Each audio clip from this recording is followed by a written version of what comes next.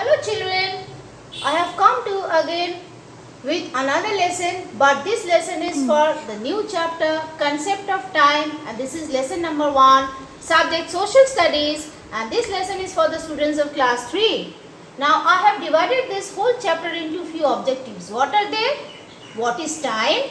Different timekeeping devices like sun, sundial, the hourglass, clocks, watches and calendars. And last but not the least is what is a timeline. Now can you imagine a world with no clocks, watches or calendars? If there were no clocks, watches or calendars, what would happen to us? We would not know at what time we woke up in the morning, what time we took bath, we reached school. Parents would even not know when to pick up their children from school. And when we would not know the time, we will not be knowing the time, when to take the lunch, when to take the dinner. Flights would not land or take off on time. Trains would also be either early or late. So, without the knowledge of time, clock or watches, there will be total confusion. Now, what is the meaning of confusion? A situation which is messy and badly organized. Situation. So then what is time? Time can be defined as the ongoing and continuous sequence of events that occur in succession from the past through the present to the future. Now what is the meaning of sequence?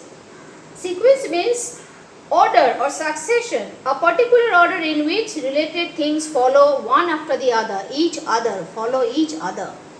Now what is the meaning of future? The time which has not come yet. Okay. So the events, they occur in succession. They come one after the other, from past, then to the present, and then finally to the future.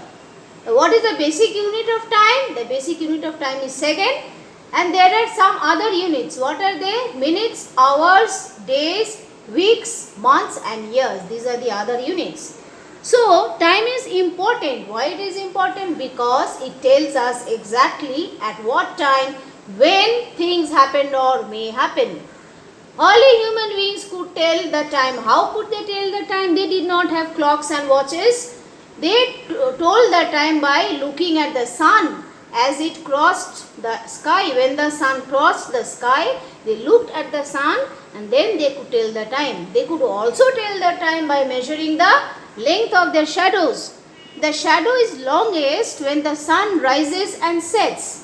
It is the shortest at 12 noon, as sun is directly overhead. So 12 o'clock, it is noon. How we will come to know it is noon? When the sun is directly overhead. When clocks and calendars were invented, then only they helped man to record the time and the day of an event correctly. There are different types of clocks or devices that help us to know the time. What are they? Sundial, hourglass, clocks, watches, calendars. But today we will learn in details about sundial. About 5,500 years ago, the first clock came into use, and this clock was called the sundial. It was invented where? It was invented in Babylon. Now, where is Babylon? Babylon is the most famous city of ancient Mesopotamia. Now, most part of the Babylon, it falls in the modern day Iraq. Now, how the sundial tells us the time? The sundial gives us the time with the help of the sun. The shadow of the sun points to a number on a circular disc. You can see this pointer and the shadow. This dark colored portion is the shadow, and it is falling on a line or a number on the circular disc. The number it indicates or shows, the shadow shows this number. This number is the time. It indicates and shows us the time. Now children, do you know which is the largest sundial? The Maharaja of Jaipur built the largest sundial. It is a part of the observatory Jantar Mantar at Jaipur. There are 4 other Jantar Mantars situated at New Delhi, Ujjain, Mathura and Varanasi. Now what is the meaning of observatory? Observatory means a building with an instrument called telescope which scientists use to study the stars and planets. So these observatories were also in New Delhi, Ujjain, Mathura and Varanasi, apart from Jaipur. So today's lesson, children, it is up to this much, and based on today's lesson I have a worksheet for you for homework.